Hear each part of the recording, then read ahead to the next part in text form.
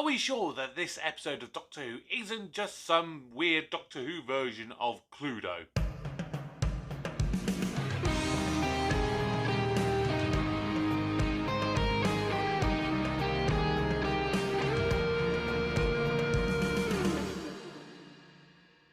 Hello everybody, welcome back to the channel. My name is Kevin, I am a geek, you are watching Kevin the Geek, and we are back for another new Doctor Who review.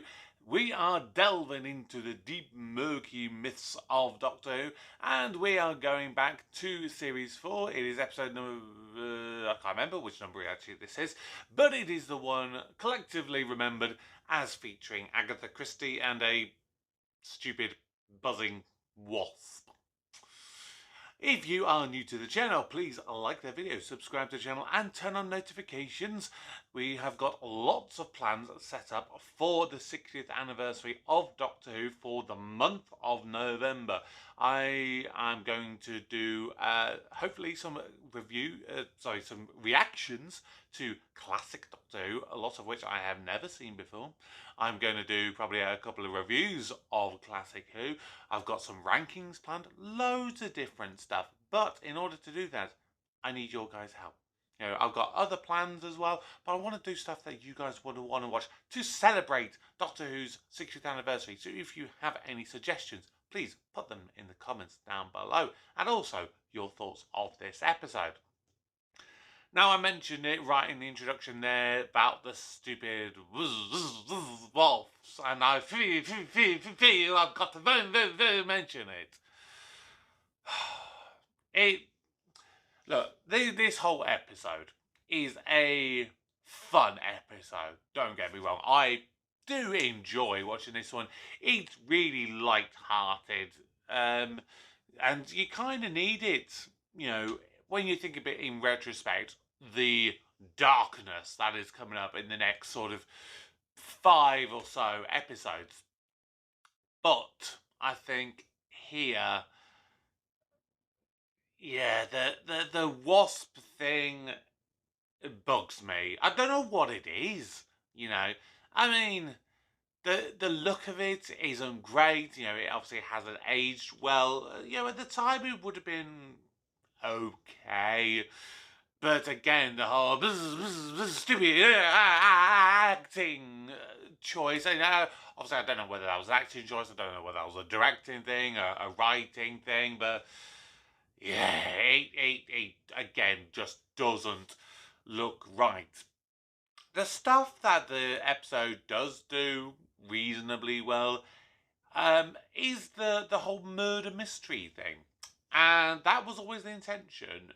When they spoke about doing an Agatha Christie episode, they brought in Gareth Roberts, who had previously written the Shakespeare Code. So you've got a writer on board who really does know how to do these sort of historical episodes that have an element of historical mysterious truth to them.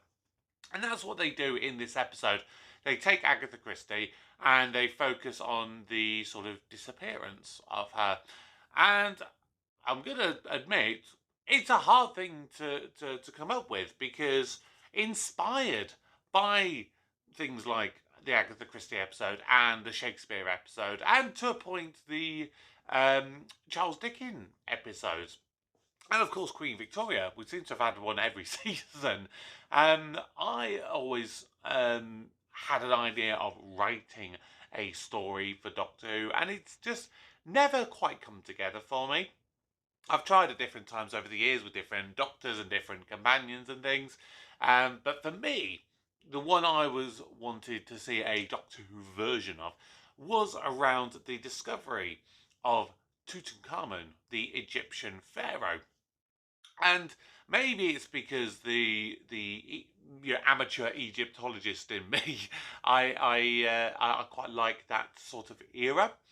But there is an element of mystery, and they could do a potential storyline focusing on the death of Howard Carter, who obviously discovered it, and the whole mummy's curse thing. I think they could potentially do that, because there is this story that goes round that Lord Carnarvon, who funded the expedition, he died of, I believe it was a mosquito bite. And the rumour is that the moment that he died, his dog, that was all the way back in England, bear in mind Lord Carnarvon was in Egypt, Lord Carnarvon's dog let out a howl and dropped down dead at the exact moment that Lord Carnarvon also died. And so that to me just screamed, oh, we could do a Doctor Who mystery story around something like this. Unfortunately, I never got very far with it. But it did prove to me how difficult it is to write these kind of stories, because you have to do something that is kind of believable with the Doctor Who slant on it. And I feel that the writing of this was pretty damn good. I like the amount of Agatha Christie kind of novel references there, and I do like the fact that they chose to omit a certain Agatha Christie novel, which its original title was, dare I say, controversial, as it included the racist N word, which I will not say on this channel. But yeah, it was. It's a fun episode. That's what you have to take in mind from this. When you go in there, you got that murder mystery aspect of things. You got some pretty decent actors and actresses playing the supporting roles. I mean, they're not really fleshed out that well, I would say. I mean the unicorn, the burglar, that was made a big deal out of in obviously the title of the episode, but she turns out very minimal in the end. But she does a half decent job. She does a nice posh way. And then obviously when she goes, she's like, oh, all right then, I'll go all a bit cockney and that. You know what I mean? You had obviously Felicity Kendall. Was it Felicity Kendall? I think it was Felicity Kendall in the in the. God, this is the thing. I'm forgetting all the characters' names already. It's really bad. But I think that goes to show that this is, although it's a memorable episode, it is very forgettable as well. Yeah, it's just there. That's all I can really say for this episode. It's just there. You got some comedy moments. The most notable and probably the most remembered is the whole Doctor getting poisoned thing, and then the Doctor is doing his charades to try and get Donna to work out what he needs to get it, resulting in a way of forcing another kiss into the Doctor's life with the companion. Sorry, I'm kind of rambling a little bit with this one, but I don't really know what else to say on this one. It's just fine. It's a bit boring at times. The ending was blech. But overall, it was a fun episode. And that's the main thing you've got to take away from this. It's not going to be serious at all. It is just a fun, silly little ditty of an adventure. And I'm not going to say too much more than that.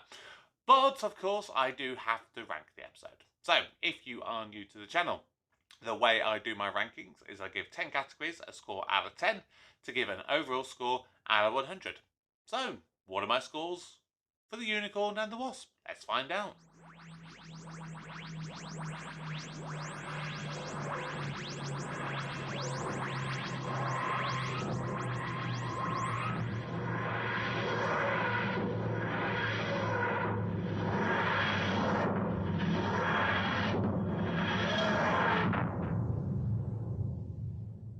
And so there you have it. The Unicorn and the Wasp scores 61 marks out of 100, which means it is a C+ episode.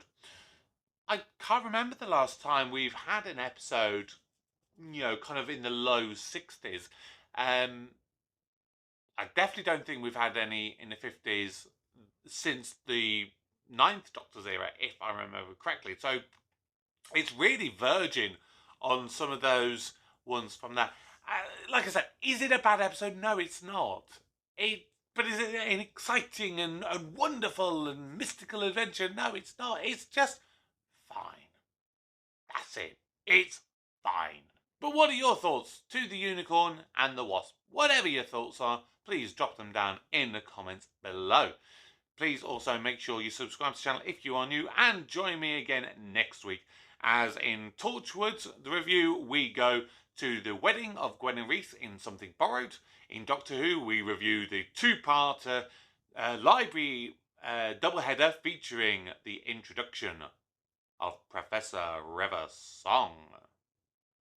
I can't wait to do that review. That's going to be a good one. And again, obviously, make sure you join me for all of my Doctor Who 60th anniversary content as well.